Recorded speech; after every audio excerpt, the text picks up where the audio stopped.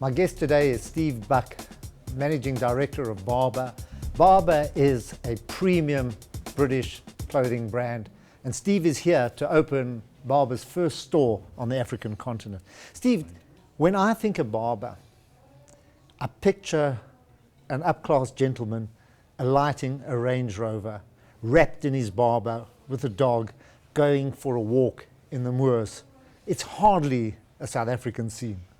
I think there's probably two things I would say to answer that question. To a lot of people, that's a very, very attractive image. Yes. So they don't actually have to live like that. They just like to be attracted to that idea.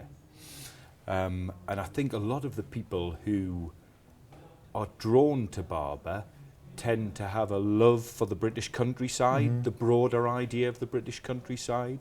So perhaps the image that you've mentioned is a very focused pinnacle.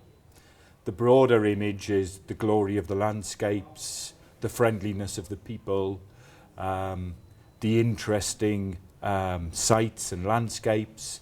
And I think there's a much broader group of people are interested in those broader ideas. It's not a fashion brand, and yet it has widespread appeal. What is the appeal of Barbour? Well, I think it's you do have to mention the things that we never negotiate on, which is that everything we do is the highest quality we can possibly make it, number one. And number two, we always try to do something which rings true with who we are. And I think because we tend to focus on those two things, people are attracted to that definite personality which the brand has. So you're 120 years old. Are you not personally. Yes, I'm 110. The brand is 120, yes. But so obviously there's something in the brand that has the appeal, that has made it last that long. Sure. Do you still manufacture in the UK? We do. We still have our headquarters in a little fishing, it's no longer a fishing port, sorry, in a port called South Shields on the northeastern corner of England, which was originally an industrial port. A lot of merchant sea vessels sailed in and out, a lot of industrial activity up there, and which had kind of bred a bit of a spirit, I think, into the people who lived there. So we started there in 1894. We're still there today. When they started out, who bought the goods? I mean, who were they directed at? There's probably a couple of phases to this. The first phase was that initially it was the people who worked in the port who were attracted to the goods, because the goods always performed, always were practical, always were high quality. So perhaps more the management who worked in the port. People who worked outside were attracted to the goods.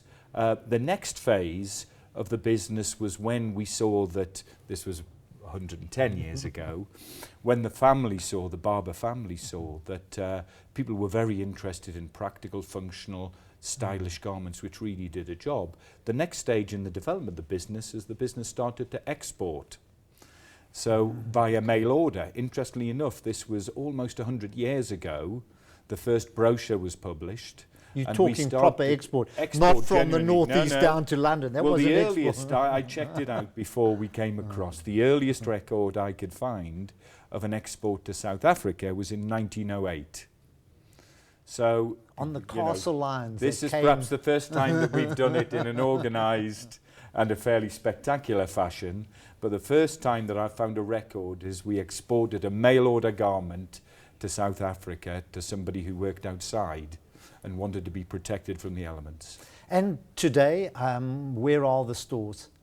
We when you say you export, is it still largely UK, or do you have stores outside? We have traditional strengths in Great Britain and in Europe, but our fastest growing markets at the moment are the United States. I think you'd be very hard pushed to walk around Manhattan without counting off wax jackets and quilted jackets. Yep. And we're in Saks, we're in Bloomingdale's, etc. We're also growing pretty quickly now in Japan, which is very much a fashion centre, and also in China. Is it a fashion brand? Because you say the quilted jacket, yeah, and yet you're fighting with Uniqlo. Yes, yeah. Well, there's quite. I have to be honest and Tell me and about say, yours. unquestionably, there's quite a difference in price, but I would say there's quite a difference in quality Sure. and the attention that's put into every detail that's made. So I don't know. It tends to be the marketplaces, the countries where authenticity and heritage Yeah. are fashion, where we're seen as a fashion brand, if you like. The quintessential British product. Exactly, and if that appeals, and we don't tend to compromise an awful lot from those first values, that tends to be very attractive to some people who are in the world of fashion. Somebody who knows who they are and is happy to put it forward, I think that's the area where I could say that we are fashionable. And is the family still involved? Oh, very much so, very much so. Unfortunately, Dame Margaret Barbour, who's a Dame of the British Empire, who is the chairman of the business, couldn't come. And her daughter, Helen, who is the 5th generation of the family, is the vice chairman of the business. Do they still own? It's not a public company. No, it's 100% owned by the Barbour family. And I assume that it's still profitable, having lasted for 120 years. No, we're profitable. We like to do things right. We don't just do things to make money or to grow. We like to do things right. And I think if that's your priority, profit should follow. And Steve, the design, I mean, is this all done in the All Northeast? done by us in-house. Absolutely. Tell us We about don't- yourself. How long have you been I'm a newcomer to the Yes. business. I'll have been with the business 15 years at the beginning of next year.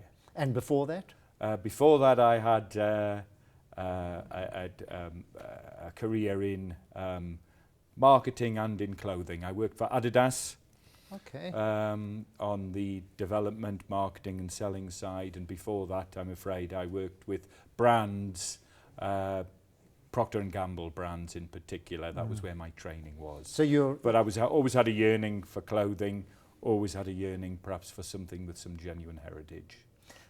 What's your strategy in South Africa? I mean, What's our strategy?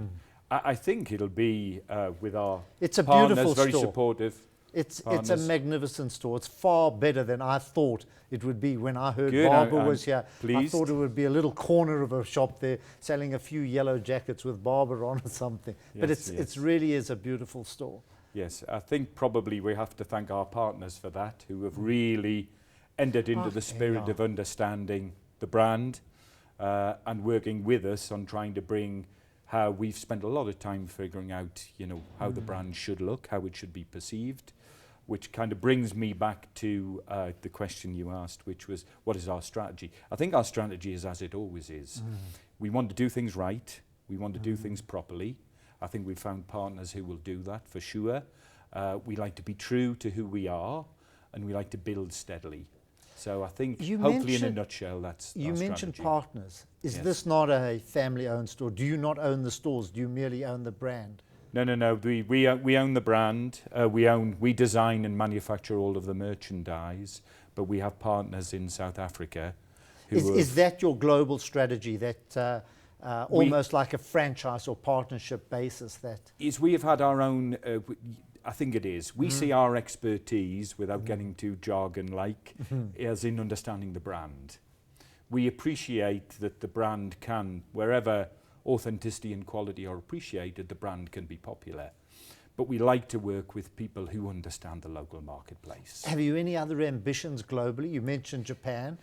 We tend to be dragged into countries. So at the moment, we're spending a lot of time and energy in the United States because it seems that the popularity of the business and the brand is growing pretty fast. Why is that? I mean, that's I'm trying to get a grip around that. I go there often. I see Yes. J. Crew, I see Zara, I see H&M. Yes. I see I don't want to call them low level or poor, but generally affordable fashion. Yet Yes. this is a very unaffordable price for a lot of people. Yes. And yet you say that there's still a big demand. Is I it think simply again, the quality? I think again, it's when people have they have a comfort with what they know is authentic and has some history to it, and if they also couple that with a liking for genuine quality, then I think there is always appeal to our brand.